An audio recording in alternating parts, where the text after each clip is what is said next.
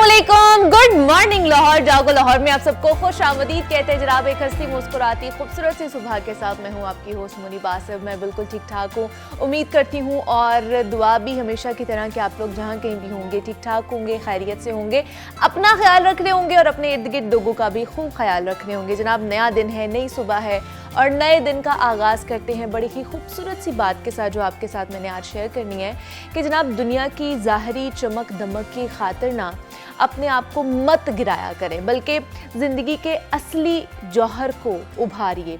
एक उस्ताद, बड़ी अच्छी एक एग्ज़ाम्पल है जो आपको मैं देने लगी हूँ कि एक उस्ताद अपने शागिर्दों को नसीहत करने के वास्ते ना एक खूबसूरत सी मिसाल के साथ समझाता है उनको कि उस्ताद जैसे ही कमरे में दाखिल होता है ना और कहता है कि आज हम पढ़ाई नहीं करेंगे बल्कि हम चाय शाय पीकर अपना वक्त गुजारेंगे और एक दूसरे के साथ गप लगाएंगे। इतने में ना क्लासरूम में एक शख्स दाखिल होता है और उसके हाथ में कुछ कांच के खूबसूरत से कप्स होते हैं, कुछ पुराने से प्लास्टिक के कप्स होते हैं और चाय के 2 जग भरे हुए होते हैं और वो सारा सामान रख कर ना उस क्लासरूम में तो चला जाता है। फिर उस्ताद कहता है कि सब खुद से ना एक एक कप उठाओ और चाय ले लो।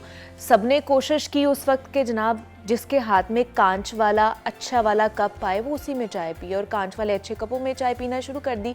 और जब वो कप ख़त्म हो गए तो काफ़ी स्टूडेंट्स रह गए थे और साथ ही साथ चाय भी अभी वहाँ पर पड़ी हुई थी और वो प्लास्टिक के पुराने कप्स भी वहीं पर भी पड़े हुए थे। तो उस्ताद ने कहा कि आप सबको हकीकत में जिस चीज़ की तलब थी वो चाय या कॉफ़ी थी, ना कि इन कप्स की ज़रूरत थी, लेकिन आप सब ने दानिस्ता तौर पर बेहतर कप्स के लिए हाथ आगे बढ़ाया और सब उसके बाद एक दूसरे के कप्स को चोर निगाहों से देखते रहे। तो तमाम तर तवज्जो सिर्फ कप्स पर मरकूज़ करने से इसमें मौजूद कॉफ़ी या चाय यानी ज़िंदगी से लुत्फ़अंदोज़ होने से हम लोग महरूम रह जाते हैं। इसी तरह कई दफ़ा हम असल चीज़ जो हमारे पास उस वक्त होती है ना उससे हम हट कर और ज़रूरी बातों को और गैर ज़रूरी बातों को ख़ास करके हम लोग सोचना शुरू कर देते हैं और जो हमारे पास इस वक्त चीज़ होती है ना उसको भी हम इंजॉय नहीं कर पाते हैं। तो लिहाजा कप्स को अपने जहन का बोझ ना बनाइए, इसके बजाय कॉफ़ी से लुत्फ़अंदोज़ होना चाहिए। मतलब इस ख़ास करके मिसाल से हमें बड़ी अच्छी एक एग्ज़ाम्पल मिलती है, एक बड़ा अच्छा मतलब इसमें से आप कह सकते हैं कि एक बात निकलती है कि हम लोग ज़ाहरी चीज़ों पर ज़्यादा तवज्जो दे रहे होते हैं और जो चीज़ हमें चाहिए होती है, जिसकी असल ज़रूरत होती है, हम उसके ऊपर तवज्जो नहीं देते, हमारी तवज्जो उसके ऊपर मरकूज़ नहीं होती है, बल्कि हम जो ज़ाहरी चीज़ें होते हैं ना उसकी तरफ ज़्यादा भाग रहे होते हैं, उनको पकड़ने की कोशिश कर रहे होते हैं, उन्हें अपनी ज़िंदगी में लेकर आने की कोशिश कर रहे होते हैं।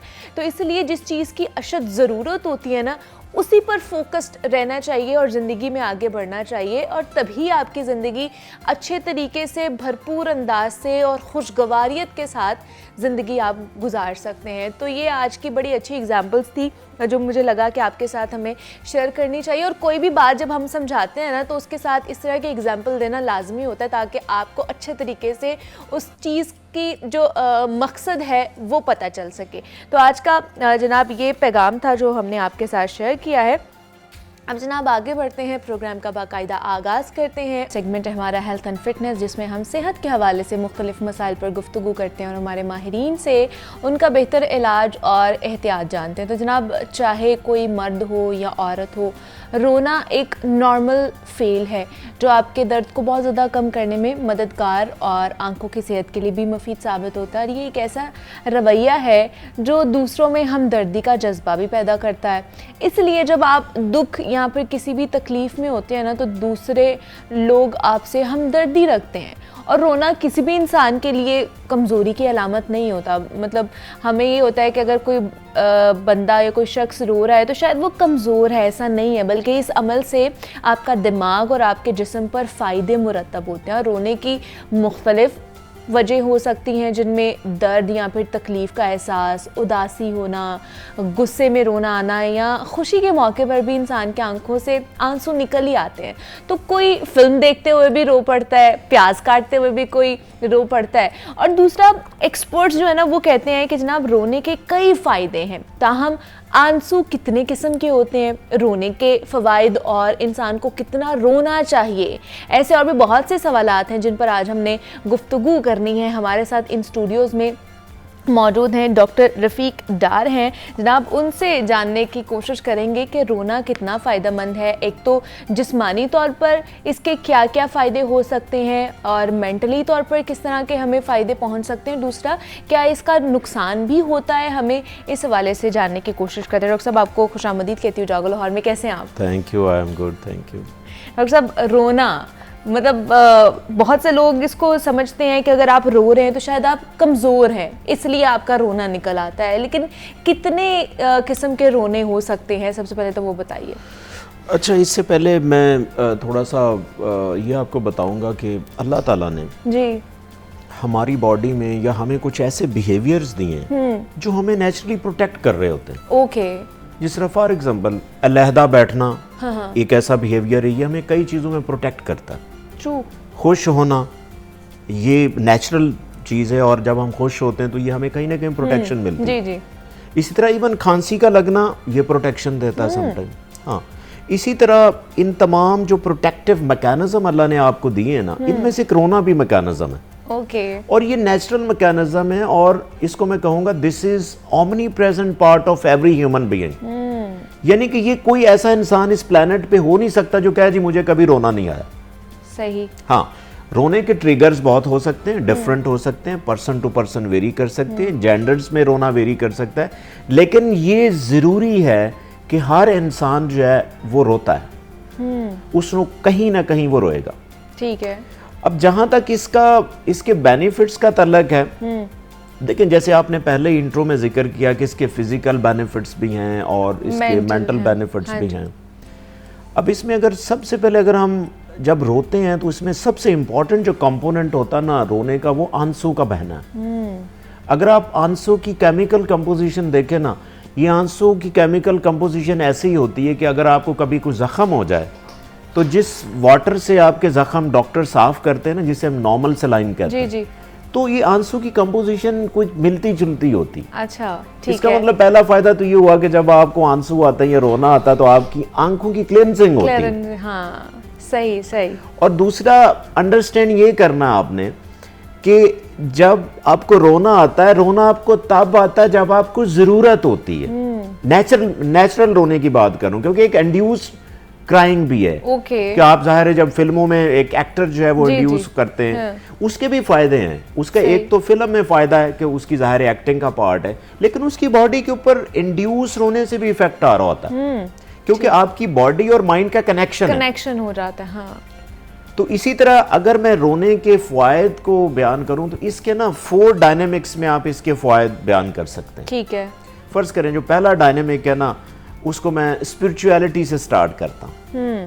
देखिए, अगर आप स्पिरिचुअलिटी को देखें, अपने रिलीजन में जो आप प्रैक्टिस करते हैं उसके देखें, जैसे बीइंग मुसलमान हमारा एक अल्लाह के साथ कनेक्शन होता है। जब हम अल्लाह के पास जाते हैं, इबादत में जाते हैं और आपके आंसू निकलते हैं, तो वो उसकी जो एक्सेप्टेंस है ना दुआ की, वो बढ़ जाती है। तो ये एक हमारा स्पिरिचुअल फायदा हो जाता है। ठीक है। कि आप अल्लाह के करीब होते हैं, आप तौबा करते हैं, तो ये एक स्पिरिचुअल फायदा है।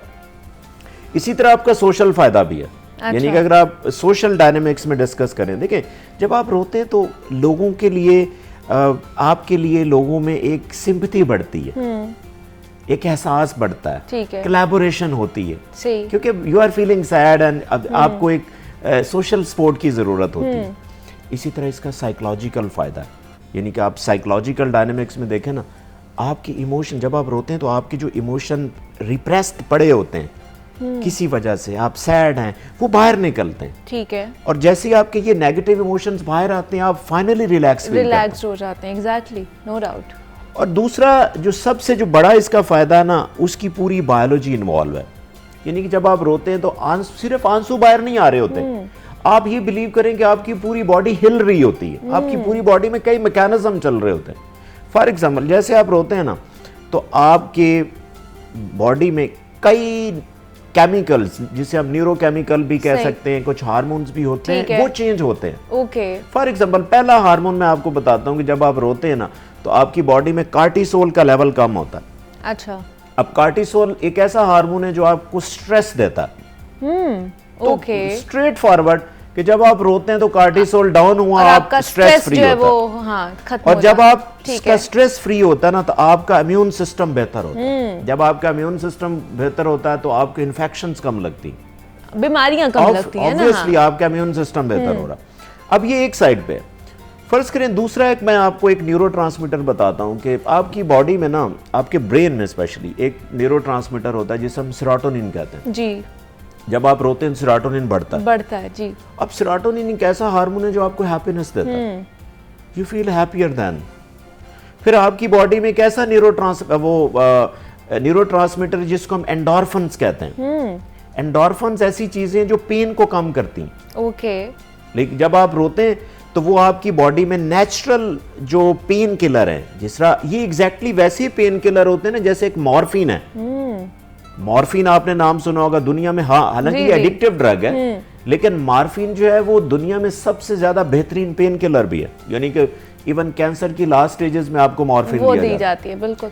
और मैं आपको बताऊं कि आपकी बॉडी में नेचुरली मॉर्फिन जैसे केमिकल खारिज होते हैं जब आप रोते हैं। ओके। जिसकी वजह से आपका पेन जो है वो कम होता है। अब ये तो केमिकली आपको फायदे हैं, यानी इससे आपकी मेंटल हेल्थ को भी फायदे और फिजिकल भी फायदे, लेकिन क्या नुकसान भी हैं इनके? हाँ, अगर आप रूटीन में बहुत ज्यादा रोते हैं, हाँ एक मैं आपके व्यूअर्स को ये बात बता दूं, ठीक है, देखें जो रोने का प्रोसेस है, जितने भी आपको मैं फायदे बता रहा हूं ये टेम्परेरी फायदे हैं। अच्छा, यानी कि ये नहीं हो सकता फर्ज करें आपको कैंसर है, आप रोएं और आपका कैंसर ठीक हो गया, ना। ठीक है ना, रोने से आपको टेम्परेरी रिलीफ तो मिल सकता है, लेकिन आपको परमानेंट रिलीफ नहीं मिलेगा। परमानेंट रिलीफ के लिए you should consult any professional help. फर्ज करें आपको मेंटल हेल्थ इशू है, आपको किसी भी मेंटल हेल्थ प्रोफेशन जो जिस तरह का भी आपको प्रॉब्लम है, उस तरह के स्पेशलाइज्ड पर्सन से आप उससे मिलें, उससे हेल्प लें। आपको कोई फिजिकल प्रॉब्लम है जिससे आपकी फर्ज करो रोने से पेन तो एक दफा कम होगी, लेकिन अगेन मैं बता दूं ये टेम्परेरी रिलीफ है। हाँ, अगर आप ज्यादा रोते रहते हैं, ठीक है, ज्यादा आपकी फ्रीक्वेंसी, ये भी आपको मैं बताऊंगा कि एक यूजुअली फ्रीक्वेंसी कितनी होनी चाहिए जो नेचुरल रोने की होती है, या क्राइंग की एक फ्रीक्वेंसी है। लेकिन इसके नुकसानात क्या है हमारे मेंटली और फिजिकली रोने के? जब आप ज्यादा रोते तो आप डिसेंसिटाइज हो जाते हैं, आपकी इवन बॉडी आप में टॉलरेंस आ जाती है, आपको वो फायदा फिर नहीं होता जो वैसे रोने से हो रहा था। ओके। ये ऐसी एक एडिक्टिव सा प्रोसेस है, यानी एक बंदा रोज ही रोता रहता है, उसको फायदा नहीं होगा। ऐसी है ना कि फर्ज करें मैं हफ्ते में एक दफा कॉफी पीता हूं, मुझे अच्छा लगता है, मैं एक्टिव फील करता हूं। अगर मैं रोजाना 3 दफा कॉफी पीऊंगा तो उसका कोई फायदा नहीं है। इसी तरह चाय का भी ऐसे कोई फायदा नहीं है अगर आप रोज 3 दफा पीते हैं तो उसमें आपकी बॉडी जो है वो उसको टॉलरेट करना शुरू कर देती है।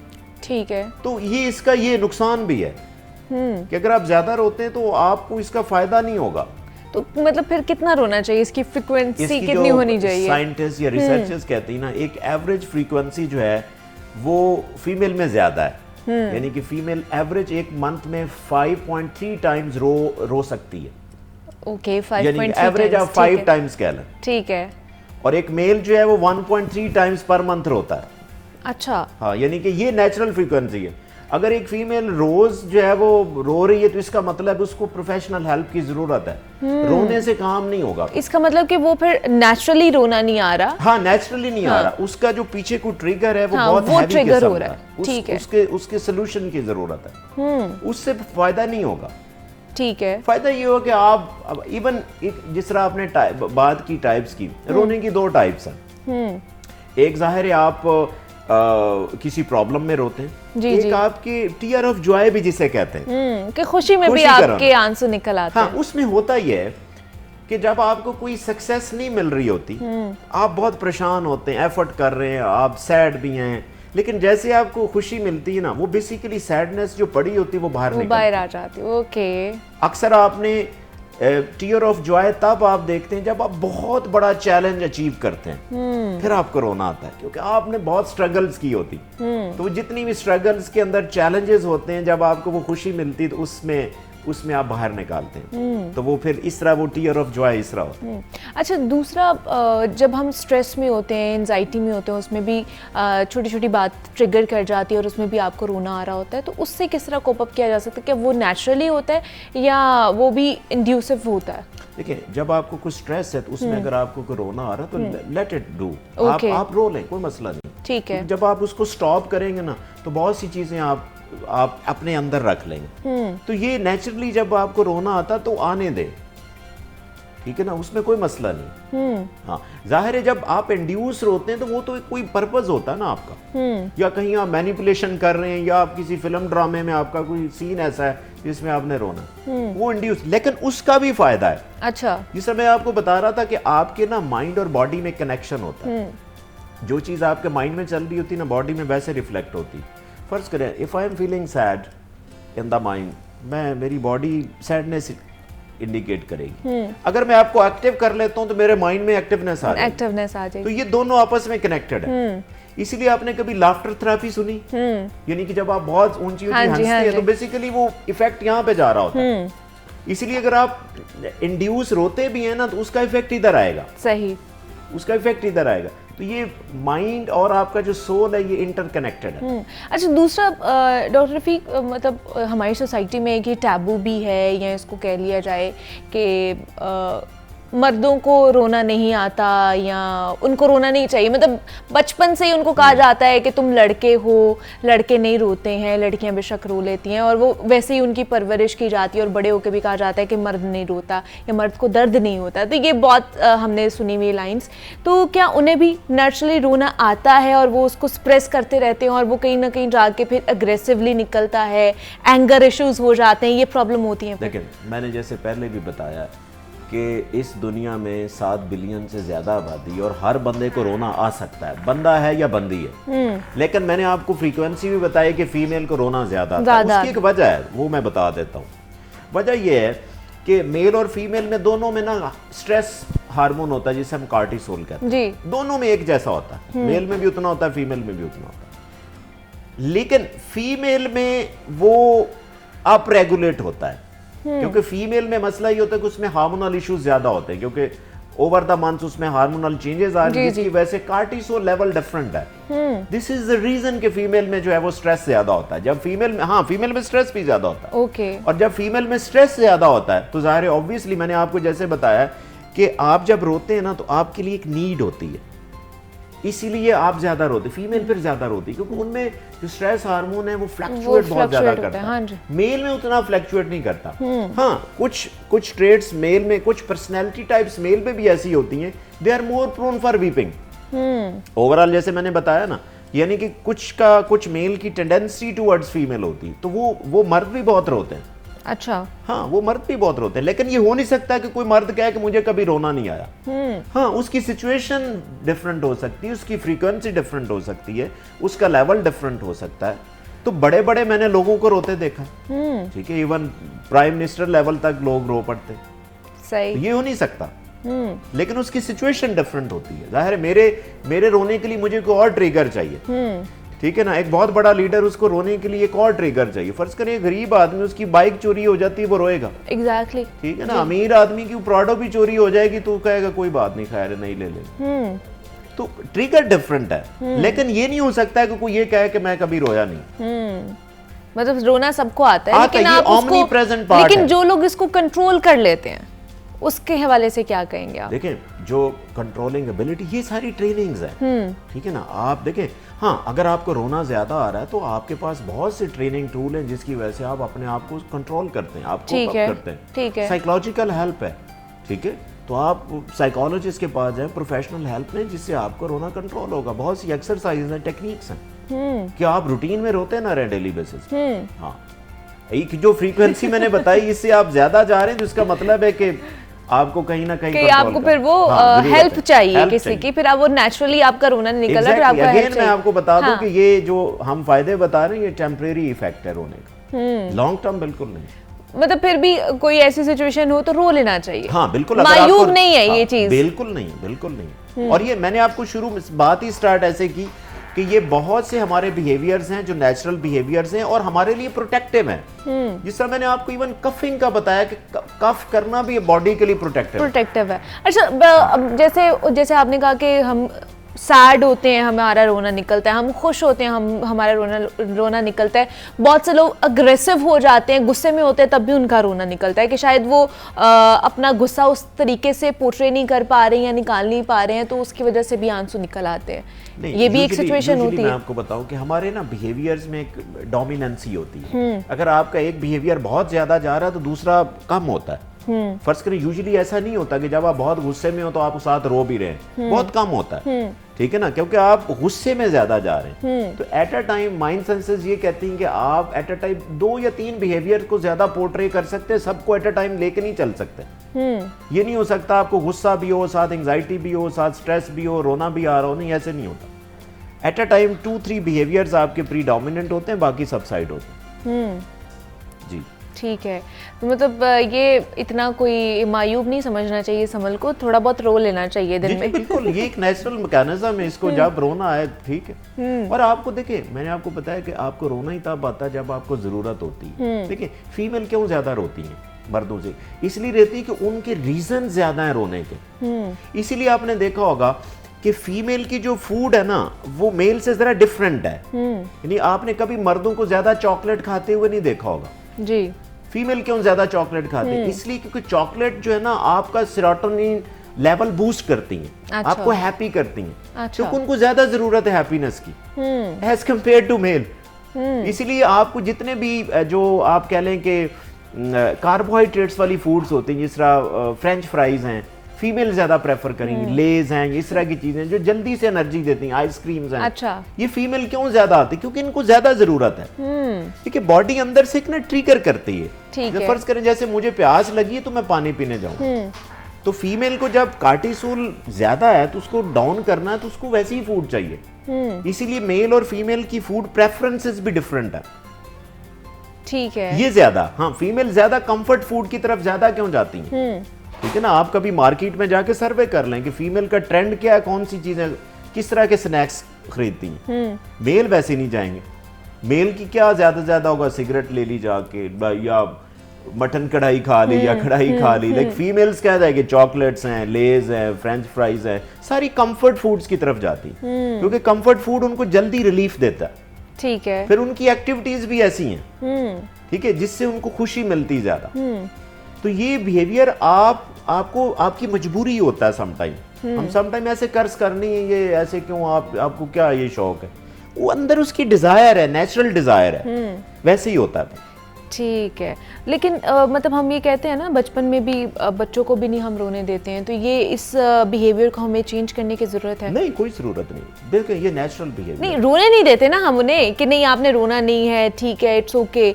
तो इस चीज को हमें चेंज करने की जरूरत है कि रोने दिया जाए। एग्जैक्टली, अगर कोई नेचुरल रोना आ रहा है तो आप रोने दे। वो रोने का ना एक टाइम है।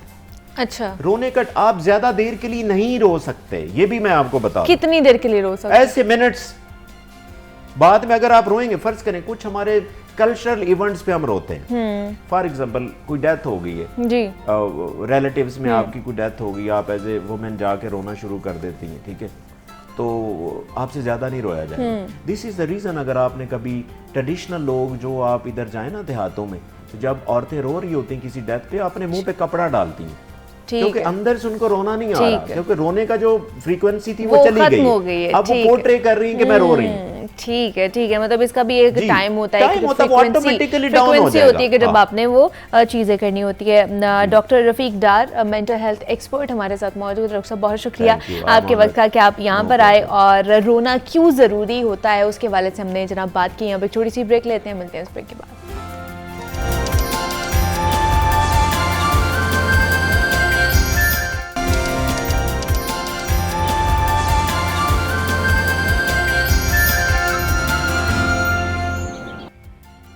वजूदे ज़न से है तस्वीर कायनात में रंग। अल्लामा इकबाल ने ना जाने किस तरंग में आकर अपने एक मिसरे में वजूदे ज़न को कायनात की तस्वीर में रंग करार दिया था, और बस हम उनके इसी एक मिसरे को पकड़कर कुछ ऐसे बैठ गए हैं कि जैसे औरत फ़कत एक नुमाइशी शय है जिसकी कदर कीमत महज उसके हुस्न और ज़िबाइश से मुमकिन है। इस्लाम में औरत को हर लिहाज से बुलंद मकाम अता किया गया है। औरत ख़्वाह माँ हो, बहन हो, बीवी हो, बेटी हो, खादमा हो या मुआशरे की कोई भी औरत हो, मर्दों को उनके अदब और एहतराम का हुक्म दिया गया है।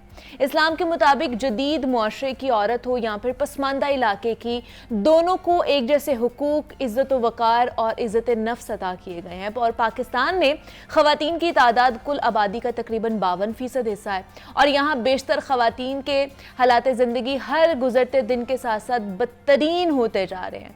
औरतों के साथ जिनसी ज़्यादती के वाक़यात में रोज़ बरोज़ इजाफा होता जा रहा है। मासूम बच्चियाँ हों या फिर जवान लड़कियां, किसी की इज्जत और ज़िंदगी महफूज नहीं है। यहाँ पर हक़ाइक़ के मुताबिक 2019 में ख़ातीन से जिनसी ज़्यादती के 3881 वाक़यात रिपोर्ट हुए, जबकि 2020 में जनवरी से जुलाई तक 2043 ख़वातीन ज़्यादती का शिकार हुई। 2021 से 2022 में जिनसी ज़्यादती के वाक़यात में 30% इजाफा हुआ और जिनमें औरतें, नौजवान लड़कियाँ और कमसिन बच्चियाँ शामिल थीं।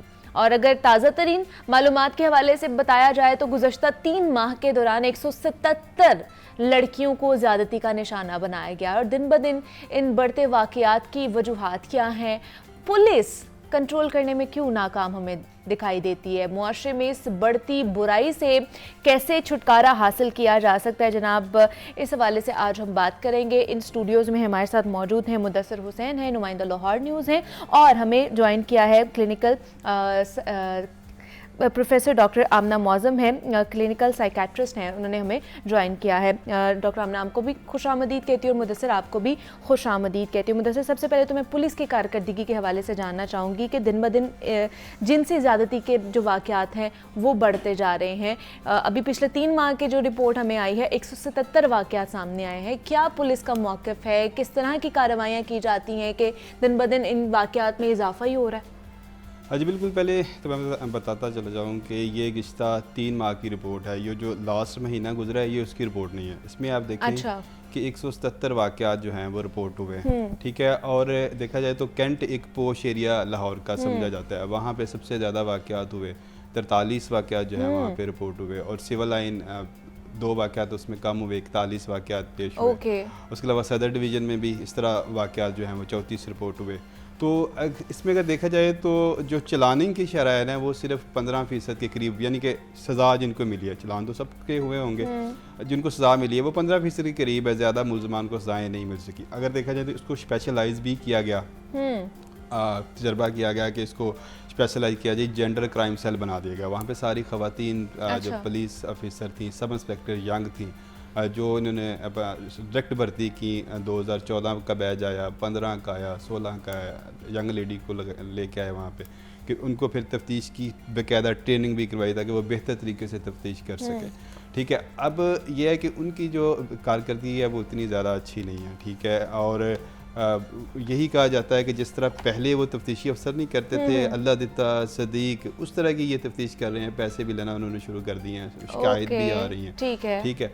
और ये जो परफॉर्मेंस है ना उनकी बहुत ज़्यादा बेहतर नहीं जा रही जेंडर क्राइम सेल की, और इस हवाले से शहरियों की भी शिकायत आ रही हैं। वो भी ये कह रहे हैं कि हमारे मुकदमात मेल को दे दिए जाएँ बजाय कि फीमेल, ख़वातीन के बजाय, ठीक है। तो क्योंकि उनकी जो परफॉर्मेंस, अब देखें सिर्फ अगर 15% जो है वो चलाने की शरह है, यानी कि सज़ाओं की शरह है, तो वो तो ना होने के बराबर है। इसमें हमारे एक तफ्तीशी अफसर से बात हुई तो उसका कहना था कि इसमें ज़्यादातर ख़वातीन जो है ना फेक मुकदमा दर्ज करवाती हैं, तो बाद में जो है वो सुलह कर लेती हैं, इस वजह से भी ये एक मसला होता है। दूसरा, इसमें जो शवाहिद हैं उनका मिलता नहीं है, फॉरेंसिक लैब से जो एविडेंस हैं वो अच्छे तरीके से कलेक्ट नहीं होते, वो ज़ाया हो जाते हैं। ये भी एक बड़ी वजह है जो है वो साइन ना मिलने की, उसका भी जो है मुलजमान को फ़ायदा होता है। तो ये एक मैं समझता हूँ कि सबसे। दूसरा ये कि जो जिस तरह इनको किट्स दी गई थी शवाहिद इकट्ठे करने के लिए, ठीक है, अब इनको वो प्रॉपर वो तफ्तीश के लिए पैसे भी नहीं दिए जा रहे, जिस तरह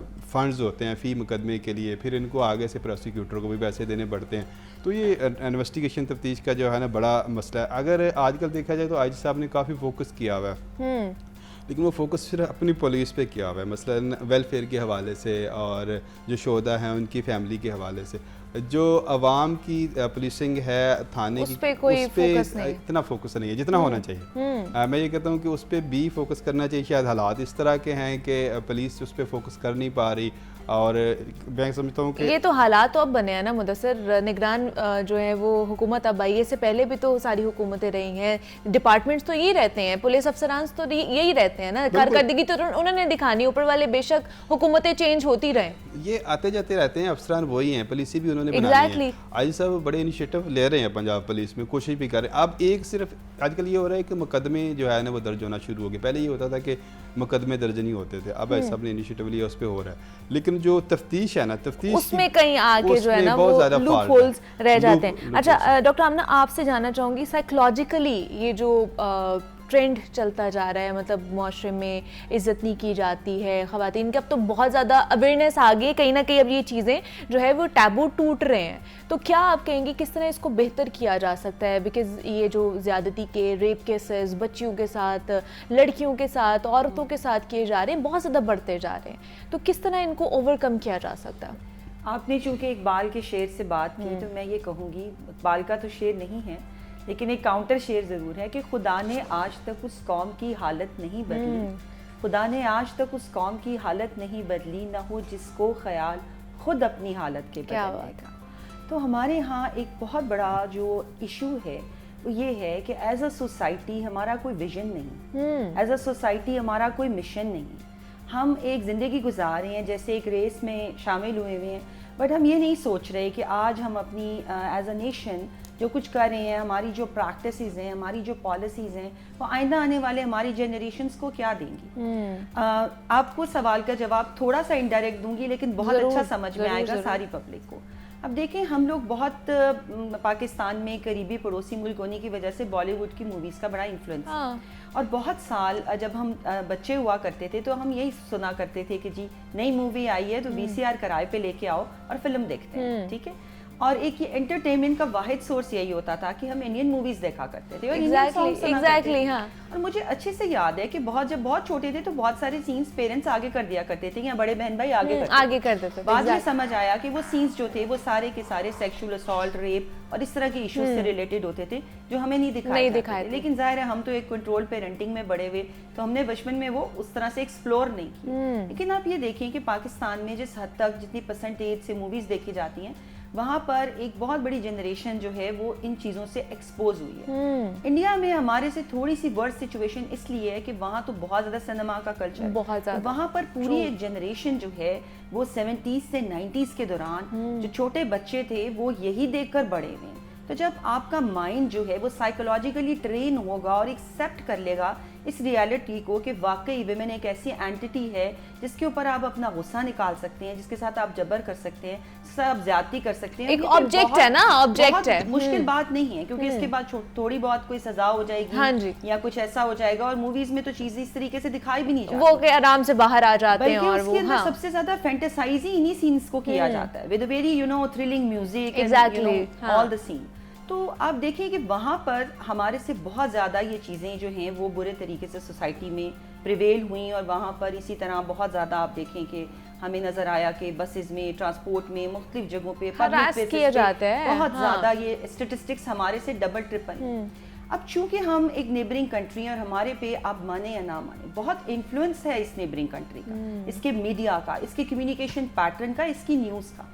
हजूर पाक सल्लल्लाहु अलैहि वसल्लम की एक हदीस है कि बुरी बात को छुपाओ, उसको सरेआम मत बताओ।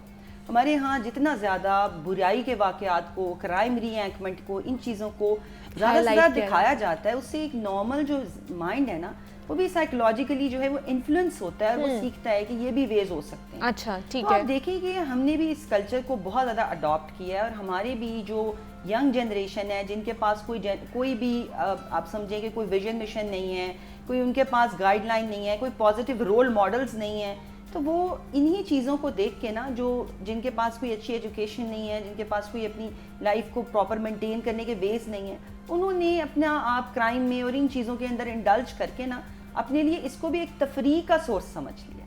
तो अब ये देखिए कि मैं तो young generation as an example कह रही हूँ, क्योंकि मैं उसके लिए कंसर्न हूँ कि आइंदा आने वाले 15 से 20 साल में इन बढ़ते हुए ज्यादती के वाकयात को आपने कैसे रोकना है। exactly. लेकिन इसका ताल्लुक किसी एज ब्रैकेट से नहीं, आपको इस दौर में हर एज का, हर तबके का आदमी दिखाई देगा। लेकिन उन लोगों के साइकोलॉजिकली मैं जानना चाहूंगी किस तरह के ट्रेट्स होते हैं, क्या चीज़ें होती हैं। मतलब हम किसी लड़की को मैं तो कहूँगी हाथ लगाने में, टच करने में, हरास करने में भी हम लोग इसको कोई मायूब चीज़ नहीं समझते हैं। हम जब भी जहाँ पे जा रहे होते हैं, अब बहुत से ऐसे हरासमेंट के वाक़यात भी हमारे सामने आते हैं, तो वो तो बड़ी समझते हैं कि अच्छा ये ऑब्जेक्ट है, इसको जिस तरह मर्जी यूज़ कर लिया जाए। देखिए ये बड़ी कहने में अच्छी बात नहीं लगती, क्योंकि मैं तो इक्वल जेंडर राइट्स पे बिलीव करती हूँ, मैं बिल्कुल फेमिनिस्ट नहीं। लेकिन मैंने ये देखा है कि हमारे यहाँ जो एक टॉक्सिक मैस्कुलिनिटी है ना, वो हमारी सोसाइटी में इतनी बुरी तरह प्रिवेल कर चुकी है कि ये स्टैटिस्टिक्स जो आप देख रहे हैं ना, ये सारे तो रिपोर्टेड केसेस हैं जिनकी ये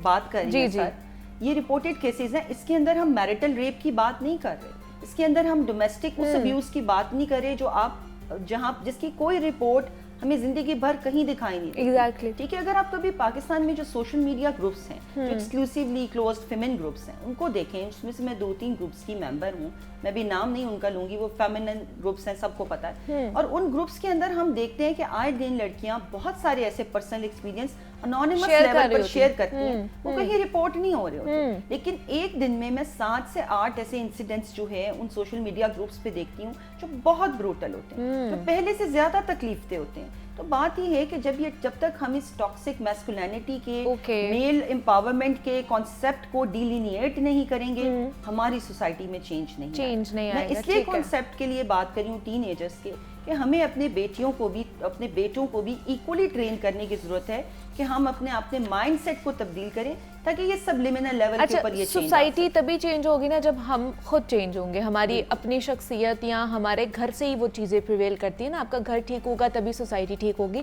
इस पर भी मैं आपकी तरफ यही सवाल पुट करूंगी, लेकिन अभी मैं मुदस्सिर आपसे जानना चाहूँगी, कवानीन क्या कहते हैं, क्या सज़ाएं मिलती हैं अगर इस तरह के चालानिंग हो जाती है, FIR कट जाती हैं, तो क्या ये आगे जाते हैं, केसेस रिपोर्ट होते हैं, उसके बाद क्या पकड़े जाते हैं वो लोग, सज़ाएं होती हैं? नहीं, मुलज़म तो पकड़े जाते हैं। मुलज़म ने कहाँ जाना है, जब 376 का ये मुकदमा होता है तो इसमें मुलज़म तो पकड़े जाते हैं, वो पुलिस पकड़ लेती है।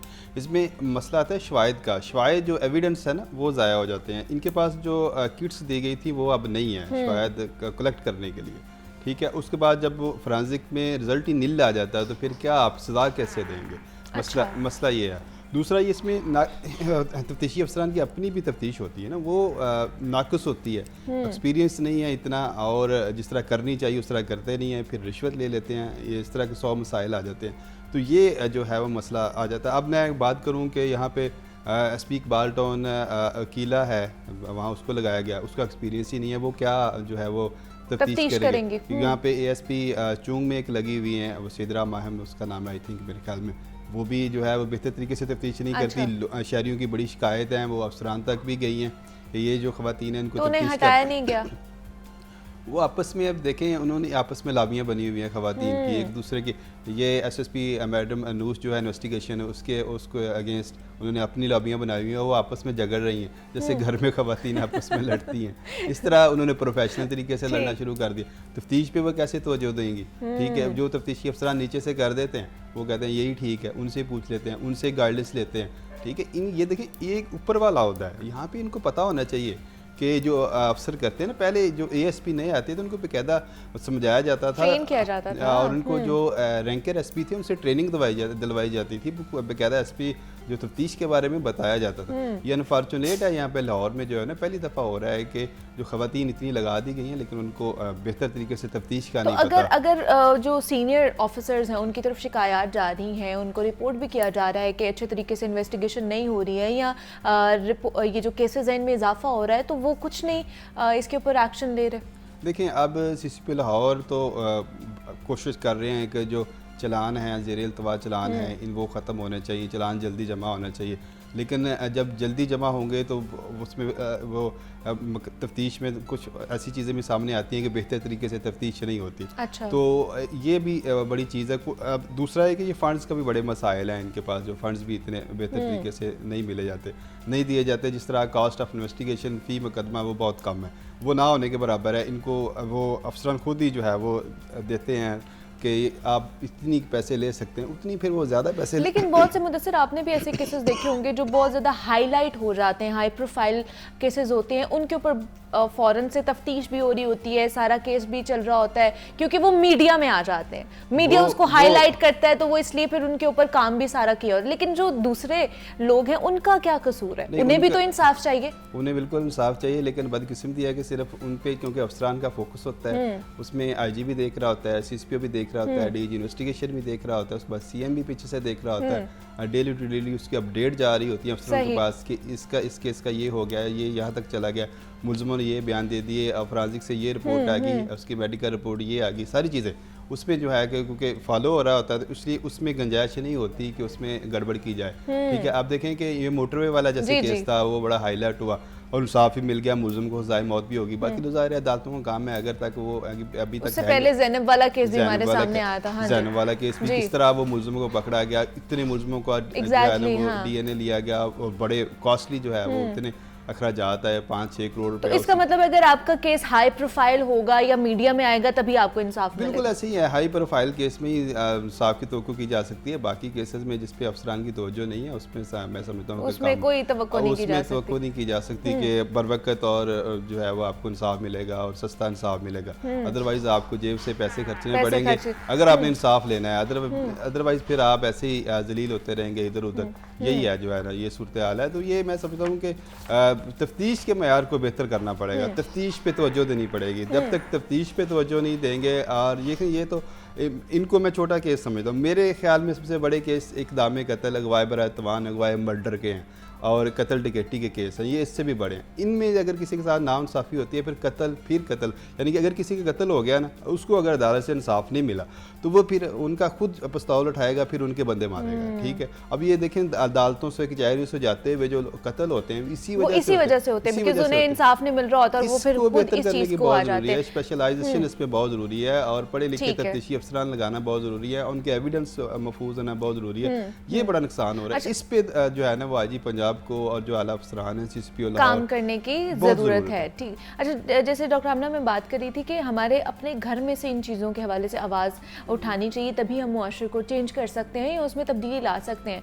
लेकिन हम इस तरह के केसेस देखते हैं कि हमारे घर वाले ही कहते हैं कि नहीं, चुप कर जाना चाहिए, इस तरह की चीज़ें सोसाइटी में नहीं जानी चाहिए, बाद में पता नहीं इसके किस तरह के कॉन्सिक्वेंसेस हमारे सामने आएंगे। तो इस माइंडसेट को किस तरह चेंज किया जा सकता है? देखिए, इसके लिए ना दो तरफा काम करने की ज़रूरत है। एक तो हमें अपने ग्रास रूट लेवल पर अपने घर से एजुकेशन की ज़रूरत है। ठीक है, इस माइंडसेट को चेंज करने की ज़रूरत है कि हम बच्चियों को इक्वली ट्रीट करें, एक जैसी मोहब्बत दें, एक जैसी सजाएं दें, एक जैसी तालीम दें, एक जैसी अपॉर्चुनिटीज़ दें, ताकि उनका एक माइंडसेट डेवलप हो सके। दूसरी तरफ देखें, जब हम घर से बाहर निकलते हैं तो वहाँ पर हमारा एक कल्चर है। अगर आपको इस बात पर यकीन हो कि कभी भी अकाउंटेबिलिटी जो है वो अपने जाम पे नहीं पहुँचेगी, कभी भी आपको इंसाफ नहीं मिलेगा, तो फिर यही होता है, पुलिस ऑफिसर गन उठाता है और वो खुद जो है वो 5 मुलजिमान को गोलियां मार देता है जो कि गैंग रेप करते हैं एक बच्ची का, क्योंकि उससे सिस्टम में रहते हुए खुद पता होता है कि इन्हें कभी सज़ा नहीं मिलनी। ठीक है, मैं पिछले दिनों सोशल मीडिया पे फॉलो कर रही थी कि बहुत ज़्यादा लोग इसे अप्रिशिएट कर रहे थे, इस एक्ट को।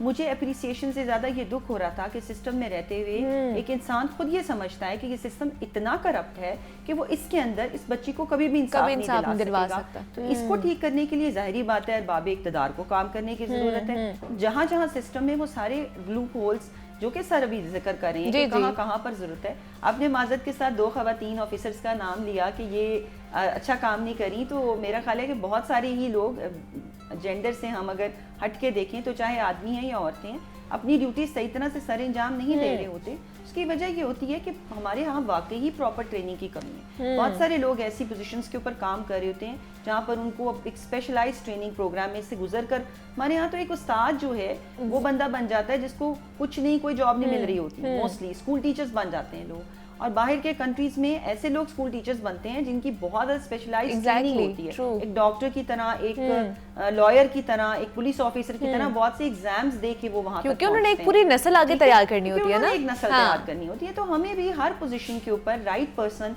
एट द राइट जॉब की जरूरत है। अकाउंटेबिलिटी को बहुत बेहतर करने की जरूरत है। मीडिया के लिए एक छोटी सी बात कहूंगी, जिस तरह से हम केसेस को फॉलो करते हैं, उनके बारे में अपडेट्स देते हैं, अगर कभी खुशकिस्मती से कोई मुलजिम कैफरे किरदार तक पहुंच ही जाता है तो मुझे लगता है कि बार बार वो भी बताने की जरूरत है, ताकि अगर कोई अपने अंजाम तक पहुंचा है, किसी को कोई डेथ पेनल्टी मिली गई, किसी को कोई सजा मिली गई, उसको भी बार बार दिखाएं। जैसे ये केस एक ग्लोरीफाइड फॉर्म में लोगों के सामने आते, वो सजा भी एक बुरे ख्वाब की तरह लोगों के सामने आए कि इसका अंजाम ये है। क्योंकि हम पहला पार्ट तो देख लेते हैं लेकिन हम दूसरा पार्ट नहीं देख रहे होते। तो वो जो दूसरा पार्ट है कि अगर कोई अंजाम तक पहुंच जाता है तो उसको भी लोगों के सामने बार बार याद करवाने की बहुत ज़रूरत है कि this is the end to this crime. तो आई थिंक, और वो बड़े कम एग्जांपल्स हैं हमारे पास, उनको उसमें हमें बहुत ज़्यादा तेज़ी से इंक्रीज करने की ज़रूरत है। लोगों का इस चीज़ पे बिलीव लेकर आना कि वाकई जस्टिस मिलेगा, हमें कोई हैशटैग्स ना बनाने पड़े, हमें इतना ज़्यादा इन चीज़ों को उस तरह से सोशल मीडिया पे कैंपेन्स चलानी पड़े। एक ये एक सिस्टम के अंदर आकर ये चीज़ जो है अगर बेहतर हो, तो आप देखें सऊदी अरेबिया में सख्त सजाएं, वहाँ दुनिया में सबसे कम रेट है ये रेप और असॉल्ट के केसेस का। हमें बहुत सारी पॉलिसीज से उनके इख्तलाफ हो सकता है, लेकिन आप देखें कि अगर वहाँ पर इतनी सख्त सजा है जिसके ऊपर अमल दरामद भी हो रहा है, सिर्फ हमारी तरह वो एक प्रोग्राम की तरह वो सजा अनाउंस नहीं है, तो एक्चुअली दी भी जा रही है। तो वहाँ पर जब लोगों को पता होता है कि इसका अंजाम ये है, वहाँ पर यकीनन माशरे में बेहतरी आती है, बेशक आती है। चलिए, क्या लास्ट कमेंट क्या देना चाहेंगी doctor Amna?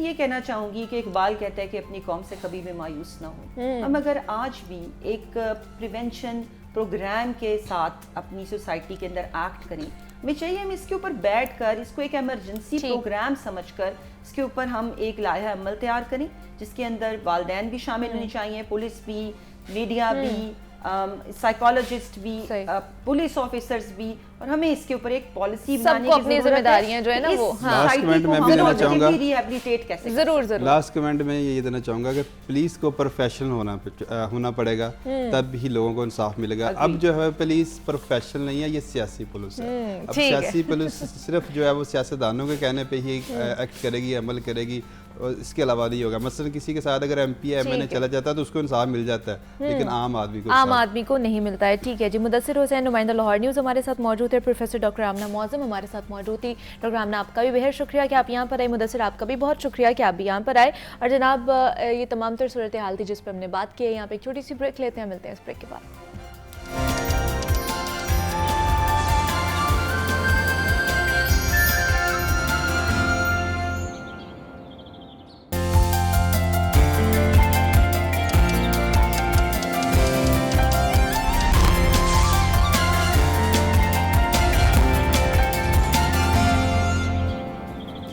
Welcome back to जागो लाहौर। जनाब, ब्रेक से वापस आ चुके हैं, बढ़ते अपने अगले सेगमेंट की जानिब। और जनाब, आज दुनिया भर में यौम आज़ादी सहाफ़त मनाया जा रहा है, और ये दिन उन अजीम सहाफ़ियों के नाम जिन्होंने अपने फ़राइज़ की अंजामदही में अपनी जानें पाक वतन पर कुर्बान कर दी। ये दिन उन अजीम जज्बों के नाम जिन्होंने पाक वतन के सामने आने वाले बड़े बड़े पिलर्स गिरा दिए। ये दिन उस अजीम वफा के नाम जिन्होंने वतन को दीमक की तरह चाटने वाले अनासर को बेनकाब किया। ये दिन उन अजीम सहाफ़ियों के नाम जिन्होंने पाक वतन के खिलाफ साजिश करने वाले शरपसंद अनासर को पूरी दुनिया को दिखाया और वतन के खिलाफ की गई हर साजिश को बुरी तरह बेनकाब किया। ये दिन उन अजीम लोगों के नाम जिन्होंने तपती धूप, आंधी हो या फिर तूफान हो, हर हालात में गरीबों की आवाज़ आला हुक्काम तक पहुंचाई, चाहे पेट्रोल बम हो या फिर महंगाई का तूफान हो।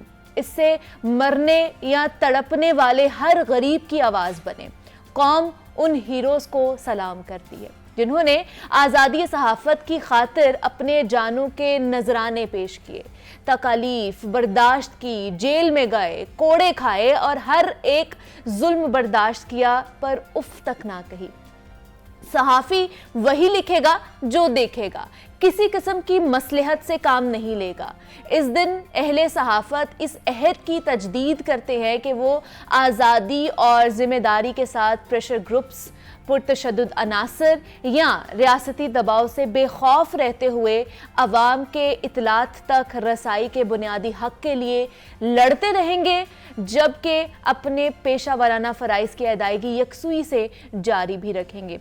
सहाफ़त क्या है, आज़ादी सहाफ़त और इसकी खातिर दी गई कुर्बानियों पर आज हम जनाब डिटेल में गुफ्तगू करने जा रहे हैं। इन स्टूडियोज़ में इस वक्त हमारे साथ डॉक्टर अकमल सुमरू मौजूद हैं, माहिर तालीम हैं और सीनियर सहाफ़ी हैं। सर, आपको खुशामदीद कहती हूँ जागो लाहौर में। कैसे हैं आप? जी अल्हम्दुलिल्लाह, बहुत शुक्रिया। सर, आज सहाफ़ियों का दिन, आज़ादी सहाफ़त के हवाले से बात करेंगे। सबसे पहले तो हमें ये क्लियर करें, ये बताएं कि सहाफ़त का एक्चुअल मतलब क्या है सहाफ़त, और दूसरा कि सहाफ़ी कहलाने का हकदार कौन होता है? देखें जी, सहाफ़त की तारीफ़ तो एक वो है जो हम तालीमी इदारों में पढ़ाते हाँ हैं, जी, तलबा को पढ़ाते जी, हैं, और वो तारीफ़ वही तलबा आके कहते हैं जब हम अमली सहाफ़त में आते हैं तो वो वो तारीफ़ उसकी, ख़त्म हो हाँ जाती जी, है। एग्जैक्टली।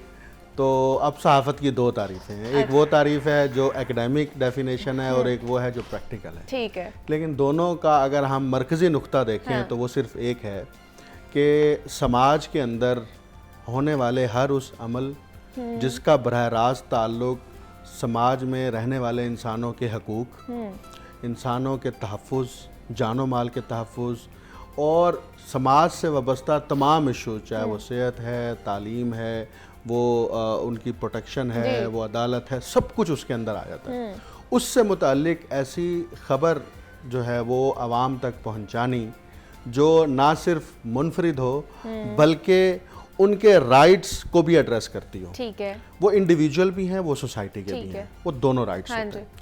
तो उसके लिए जो मीडियम है, ठीक है, एक तो ये खबर पहुंचाने वाला कोई फ़र्द है ना, अब उसको मीडियम चाहिए। अब मीडियम के लिए दो ही प्लेटफॉर्म पहले रहे हैं, अब एक प्रिंट मीडिया रहा है और एक इलेक्ट्रॉनिक मीडिया रहा है। अब आप उसमें सोशल मीडिया का इजाफा कर दें, हाँ जी, तो उसके उस प्लेटफॉर्म के ज़रिए से वो अपनी बात या अपनी खबर जो है वो पहुंचाता है, तो वो ब्रिज बनता है।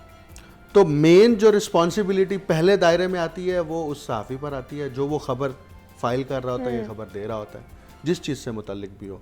उसके फिर पूरे ज़िम्मेदाराना उसके फ़राइज़ हैं, उसका पूरा दायरा कार है, वो उसके अंदर रह के उस खबर को पहुंचाता है। दूसरा है अब वो इदारा जो प्रिंट मीडिया या इलेक्ट्रॉनिक मीडिया जो उस खबर को शाये करता है या नशर करता है। अच्छा। अब उसकी रिस्पॉन्सिबिलिटी है, सहाफ़ी खबर फाइल भी कर देता है, खबर दे भी देता है, इदारा फिर देखता है कि हमारी पॉलिसी क्या है, हुकूमती कवानीन क्या है, हुकूमती ज़ाब्ते क्या हैं, प्रेस लॉज क्या कहते हैं, प्रेस ऑर्डिनेंस क्या कहते हैं, अगर इलेक्ट्रॉनिक मीडिया है पैमरा क्या कहता है, प्रिंट मीडिया है प्रेस एंड पब्लिकेशन लॉज क्या कहते हैं, वो फिर उसके मुताबिक उस खबर को फ्रेम करते हैं या उस खबर के कंटेंट की छानबीन करते हैं। अच्छा। लेकिन इब्तदाई ट्रेनिंग उस सहाफ़ी के पास होती है जिसने वो खबर फाइल करनी है कि मैं इस खबर को जो दे रहा हूँ जिम्मेदारी के साथ दे रहा हूँ, उससे मुतल्लिक़ अगर एविडेंस रिक्वायर्ड है वो होने चाहिए, और क्या ये खबर नेशनल इंटरेस्ट के अगेंस्ट तो नहीं है। सही। तो उसके मुताबिक फिर पूरा प्रेस फ्रीडम जो है वो डिफाइन होता है। हर प्रेस फ्रीडम की तारीफ जो है वो हर मुल्क की अपनी है, अपनी होती है। एग्जैक्टली। हाँ। ऐसा नहीं है कि अमेरिका में जो प्रेस फ्रीडम की तारीफ है वो पाकिस्तान में भी वही हो, पाकिस्तान में जो प्रेस फ्रीडम की तारीफ है वो बांग्लादेश में भी हो, ऐसा नहीं होता। ठीक है। दूसरी बात यह है कि अब प्रेस फ्रीडम का डायरेक्ट ताल्लुक है फ्रीडम ऑफ स्पीच के साथ। अब पाकिस्तान का आइन जो है वो फ्रीडम ऑफ स्पीच की बात करता है, वो देता है, वो कहता है जी आप राय की आज़ादी है हर शहरी को। अच्छा, वो सहाफ़ी जो है वो भी शहरी होता है। अच्छा, उस सहाफ़ी को उसके तहत जो है वो प्रोटेक्शन मिलती है। अच्छा, कोई भी ऐसा कानून जो उस आर्टिकल के अगेंस्ट होगा वो हमेशा जुडिशरी उसको नल एंड वाइड करती रही है। जैसे अभी पीका का जो कानून जो है वो अगरचे नाफिज है, उसके तहत सहाफ़ियों के ऊपर कदगनें लगाई गई हैं कि आप ये खबर दे सकते हैं, आप ये बात कर सकते हैं, आप ये बोल सकते हैं, ये नहीं बोल सकते। अगर ये बोलेंगे तो हम आपको अरेस्ट भी करेंगे, हम आपके खिलाफ कार्रवाई भी करेंगे, केस भी करेंगे, और ये होते रहे पाकिस्तान में। रिसेंट भी हुए हैं, पीटीआई की गवर्नमेंट में हुए हैं, अब भी हो रहे हैं, ये कोई नई बात नहीं है। अच्छा, अब बात यह है कि जब दस्तूर पाकिस्तान ये देता है इजाज़त आपको राय की आज़ादी का हक हासिल है, लेकिन उसके साथ इन्वर्टेड कॉमास है। ठीक है, वो इन्वर्टेड कॉमास में दस्तूर में ही लिखा हुआ है हाँ। कि आप इन इदारों के खिलाफ जो है वो बात नहीं कर सकते हैं। ठीक है, यानी कि आज़ादी है, ये एग्जम्प्टेड है। अच्छा, इसकी भी बड़ी हिस्टोरिकल इसकी पिक्चर है, मैं एक लाइन में सिर्फ बताना चाहूँगा। ये पहली दफ़ा 1861 में जब सब कॉन्टिनेंट में ब्रिटिश इंडिया ने यहाँ पर एक लॉ काउंसिल एक्ट नाफिज किया था, वहाँ से इसकी इब्तदा हुई थी और ये 1935 के एक्ट में शामिल था और पाकिस्तान 1947 में 1935 एक्ट के तहत चलता रहा और वो कॉलोनियल रूल्स और पॉलिसी आज हमारे 1973 के आइन का हिस्सा हैं और ये इसलिए कदगने हैं। ये कदगने खत्म होनी चाहिए क्योंकि अगर राय की आज़ादी की बात है तो उसमें आप मुकम्मल राय आज़ादी दें। तो आपको आप इन्वर्टेड कॉमास में होनी चाहिए, आज़ादी फिर इन्वर्टेड कॉमास को हटा देना चाहिए। अच्छा, दूसरा मैं ये बात करना चाहूँगी, ये पूछना चाहूँगी कि हम देखते हैं कि सहाफ़ी जो होता है, एक तो कि किस तरह का होना चाहिए, दूसरा बहुत से लोग होते हैं जो पढ़े लिखे भी नहीं होते, जिन्होंने कम से कम ग्रेजुएट भी नहीं की होती और वो माइक उठाते हैं और वो निकल पड़ते हैं और वो अपने आप को सहाफ़ी समझ लेते हैं और इस तरह की चीज़ें भी डाल देते हैं। सोशल मीडिया प्लेटफॉर्म भी आजकल इसी तरह का बना हुआ है कि कोई भी वहाँ पर उठ के सहाफ़ी बन जाता है, तो कैप्शन भी इस तरह के लिखे जाते हैं कि शर्म आती है उनको पढ़ते हुए भी, बहुत सारी चीज़ें इस तरह की पोर्ट्रे की जाती हैं। तो इस तरह की चीज़ों को किस तरह क्या कह सकते हैं, ऐसी सहाफ़त को आप क्या कहेंगे, किस तरह इसको कॉप अप किया जा सकता है? देखें, इसमें ना मैं आपको थोड़ा सा बैकग्राउंड में लेके जाऊँगा। जब पाकिस्तान में इलेक्ट्रॉनिक मीडिया नहीं था ना, प्रिंट मीडिया का बड़ा दबदबा था, तो हमें प्रिंट मीडिया के अंदर न्यूज़ रूम में ऐसे लोग मिलते थे जो ग्रेजुएट भी नहीं होते थे। सही, ठीक है, और वो यूनिवर्सिटी से एमए करके आने वाले रिपोर्टर के ऊपर हावी होते थे। अच्छा, लेकिन उनकी इंटरनल एक ट्रेनिंग होती थी, एक एडिटोरियल पॉलिसी होती थी, वो ग्रेजुएट नहीं भी हैं तो तब भी उनकी न्यूज़ के ऊपर कमांड होती थी। अब जो मॉडर्न दौर है इसके अंदर अब मसला ये हुआ है कि सहाफ़त के साथ जो चीज़ एसोसिएट हो गई है ना, वो है पावर। ठीक है, इलेक्ट्रॉनिक मीडिया में वो पावर कुछ अरसा पहले तक जो है वो जर्नलिस्ट मुकम्मल तौर पर एंजॉय कर रहा था। ठीक है, अब वो पावर मीडिया हाउसेज एंजॉय करते हैं। अब जर्नलिस्ट से वो पावर उस तरह उसके पास नहीं है। ठीक है, वो मीडिया हाउसेज के पास है, इसलिए खबर के ऊपर कंट्रोल करना हो, कंटेंट के ऊपर कंट्रोल करना हो तो वो फिर सहाफ़ी से बात करने के बजाय वो मीडिया हाउस से बात करते हैं। मीडिया हाउस से बात करते हैं, वो ठीक है, वहाँ पर जाता है। तो ये हर जगह पर होता है, पूरे पाकिस्तान के तमाम इदारों में होता है, चाहे वो प्रिंट मीडिया है चाहे वो इलेक्ट्रॉनिक मीडिया है। अब जिस तरफ आप इशारा कर रही हैं कि ये जो ग्रेजुएट भी नहीं है और उसके बाद ये कर रहे हैं, हाँ। देखिए, सोशल मीडिया जो है ना, इसको आप बड़े ग्रैंड पर्सपेक्टिव में देखें ना, तो मैं पहले तो इसको कहता हूँ ये एंटी सोशल मीडिया, क्योंकि ये आपको आइसोलेशन में ले जाता है, सोसाइटी से काटता है। ठीक है, ठीक हो गया, पहली बात। दूसरा ये कि जो लोग जर्नलिज्म करना चाह रहे हैं सोशल मीडिया के प्लेटफॉर्म के ऊपर, और अगर उनके पास कन्वेंशनल एजुकेशन नहीं है जो कि जर्नलिज्म की एजुकेशन है, तो उनको ये नहीं पता कि एथिक्स क्या होते हैं, उनको ये नहीं पता खबर के एलिमेंट्स क्या होते हैं, उनको ये नहीं पता खबर देते हुए सहाफ़ी की रिस्पॉन्सिबिलिटी क्या होती है, और उससे भी बढ़कर सबसे बड़ा ये है कि उनके ऊपर एडिटोरियल चेक नहीं होता। जब एडिटोरियल चेक नहीं होता, गेट कीपर मौजूद नहीं है, एडिटर मौजूद नहीं है, सब एडिटर मौजूद नहीं है, आपका कॉपी एडिटर मौजूद नहीं है, तो उसकी मर्जी जो मर्जी करता रहे। लेकिन ये फिर ये न्यू कमर्स के लिए भी, लेकिन दूसरे सोमर साहब, बहुत से हमारे सीनियर ऐसे सहाफ़ी हैं जो व्यूअरशिप के लिए या यूट्यूब से पैसे कमाने के लिए भी इस तरह के थंबनेल्स यूज कर लेते हैं, जिनको पढ़ते हुए भी शर्म आ रही होती है कि अच्छा ये भी, मतलब हमारे सीनियर सहाफ़ी भी इस तरह की कर रहे हैं, सहाफत कर रहे हैं। देखें, अभी हमने भी ये देखा, ये आप बिल्कुल सही निशानदेही कर रही हैं। बहुत सारे ऐसे जर्नलिस्ट जो मेन स्ट्रीम मीडिया पे काम जर्नलिज्म पढ़ी हुई है, जिनको पता है, मेन स्ट्रीम मीडिया पे भी काम करते हैं, वो भी ऐसे थंबनेल यूज करते हैं। अच्छा, ये था ह्यूमन साइकी से मुताल्लिक बुनियादी तौर पर। अभी वो जब हम जर्नलिज्म पढ़ रहे थे एमए में, हमें एक मिसाल पढ़ाई जाती थी कि खबर वो होती है, खबर ये नहीं होती कि, मतलब एक अजीब सी मिसाल है कि कुत्ता जो है वो आदमी को काटे, ये खबर नहीं है, आदमी कुत्ते को काटेगा तो फिर वो खबर आप ये क्यों मिसाल दे देती थी कि ये अनहोनी है। अच्छा, आप यूं समझिए कि ये थंबनेल उस साइकी से ड्राइव हुए हैं। अच्छा, कि आप ऐसा टेक्स्ट दें, ऐसा मतन दें कि जिसके अंदर क्यूरियोसिटी पैदा हो। अच्छा, ह्यूमन साइकी है ना, ह्यूमन साइकी क्यूरियोसिटी पर चलती है। अच्छा, खबर क्या होती है? खबर पूरी क्यूरियोसिटी होती है ना। मिसाल के तौर पर कल एक नोटिफिकेशन जारी हुआ, ठीक है, अभी उसके ऊपर बहुत सारे मुबाहिसे हो रहे हैं, वो गलत है, वो ठीक है, वो सही है, वो सही नहीं है। पहले ये हो गया कि सुप्रीम कोर्ट 3 महीने के लिए बंद रहेगी, फिर उसके बाद उसके ऊपर सारा कुछ हुआ। अब वो क्या था? क्यूरियोसिटी थी ना कि अच्छा जी ये कैसे हो सकता है, ये कैसे हो सकता है, अच्छा ये हो गया, ये नहीं हुआ, इसके ऊपर बातचीत हो गई। ये क्यूरियोसिटी होती है।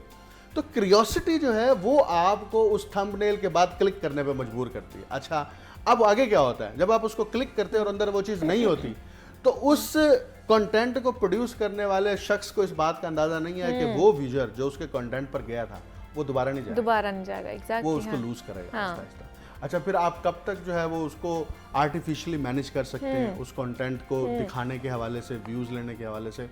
तो ये एक गलत प्रैक्टिस है। और मेरा ख्याल में जब ये पिछली हुकूमत भी पीका ऑर्डिनेंस लाने लगी थी तो उसमें ये चीज़ें शामिल थी कि सोशल मीडिया को हम कैसे कंट्रोल करेंगे। सही। सोशल मीडिया इसलिए कंट्रोल नहीं हो सकता पाकिस्तान के अंदर कि आपके सोशल मीडिया के दोनों बड़े प्लेटफॉर्म, वो ट्विटर, फेसबुक या इसके अंदर आप व्हाट्सएप ऐड कर लें, ये पाकिस्तान में कंट्रोल नहीं होते। Exactly. ना इनके ऑफिस है जी, ना इनके यहाँ पे कोई चीज़ है। अच्छा, फ्रीडम के हवाले से वो ये समझते हैं कि हम हमारे प्लेटफॉर्म के तहत जो भी नशर हो रहा है वो फ्रीडम है और ये हमारी फ्रीडम की डेफिनेशन है और उसके तहत वो आर्टिफिशियल इंटेलिजेंस के तहत उस फ्रीडम को कंट्रोल करें, जो मर्जी करें।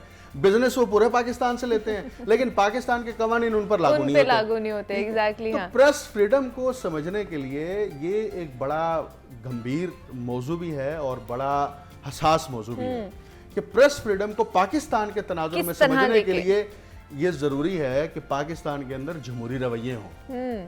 हमारी पॉलिटिकल पार्टीज में जमहूरी रवैये नहीं है। अच्छा, ये तो पॉलिटिकल पार्टीज है ना, हम आपस में सहाफियों की थोड़ी सी बात करना चाहूंगी कि मतलब अगर एक सहाफी अगर टेलीविजन पर नहीं आता, उसके पास प्रोग्राम चला जाता है, वो सिर्फ अपना यूट्यूब कर रहा होता है, तो सहाफी उससे लाताल्लुकी का इजहार कर लेते हैं। वो कहते हैं अब तुम सहाफी नहीं रहे हो, अब तुम सिर्फ ब्लॉगर बन गए हो, ब्लॉगर बन गए हो तुम, क्योंकि यूट्यूब तक रह गए हो। तो हमारे सहाफी बरादरी के अंदर भी ये चीजें नहीं है, जमहूरियत नहीं है, तो फिर हम इदारों से किस तरह तवक्को कर सकते हैं? पता है ये बात क्यों करते हैं? वो क्यों करते हैं? इसलिए करते हैं, ये टॉन्ट करते हैं। क्यों टॉन्ट करते हैं? क्योंकि उसने पूरी जिंदगी अपनी सहाफत को दे दी होती है। टॉन्ट करते हैं। टॉन्ट इसलिए करते हैं, ये डिग्रेड करते हैं बुनियादी तौर पर, खुद को सुपीरियर वो साबित करने के लिए कहते हैं I am superior, that's why I am working in main stream media. ठीक है। यू आर नॉट सुपीरियर, और या आपकी वर्थ नहीं है, अच्छा, या आपका वो कैलिबर नहीं है, इसलिए आप आउट है। अच्छा, आप उसको टॉन्ट कर, उस पर निश्तर चलाते हैं। ओके, ठीक हो गया।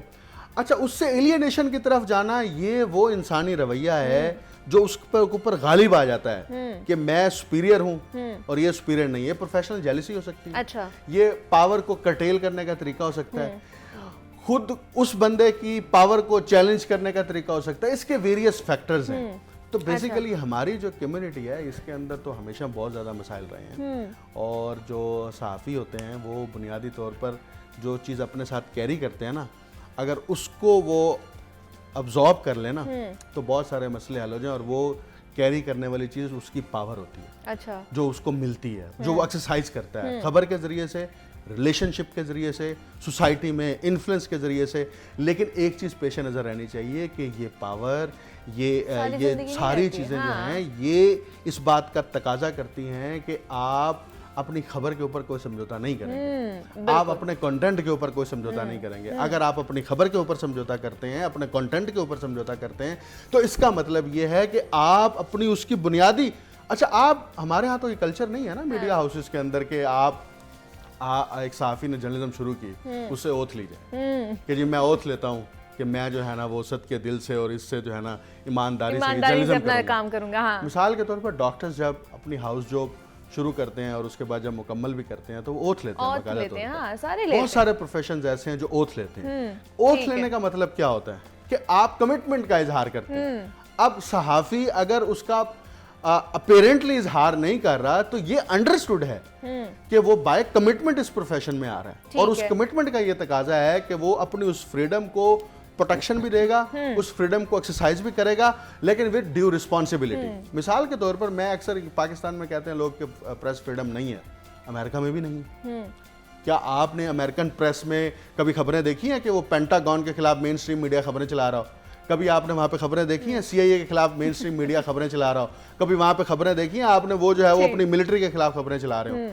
उनका प्रेस फ्रीडम अपना उसके मुताबिक है, ठीक है। हमारी प्रेस फ्रीडम हमारे आइन के मुताबिक है, उनकी प्रेस फ्रीडम उनके आइन के मुताबिक है। लेकिन बदकिस्मती ये है कि पाकिस्तान से मुतल्लिक जब ग्लोबली फ्रेमिंग की जाती है और रैंकिंग की जाती है तो पाकिस्तान उसमें बहुत नीचे आ जाता है। और उसकी वजह यही है कि फ्रीडम बहुत वास्ट टॉपिक है जिसके ऊपर जितनी बात की जाए उतनी कम है, लेकिन हमारा वक्त थोड़ा सा कम है, खत्म हो चुका है। डॉक्टर अकमल सोमरू साहब हमारे साथ मौजूद है, माहिर तालीम है और सीनियर सहाफ़ी हैं। सर, बहुत शुक्रिया आपके वक्त का कि आज आप हमारे साथ यहाँ पर आपने ज्वाइन किया। जनाब, मुझे इजाज़त दीजिए, अपना बहुत ज़्यादा ख्याल रखिएगा और कल आपसे मुलाकात होगी। अल्लाह हाफ़िज़।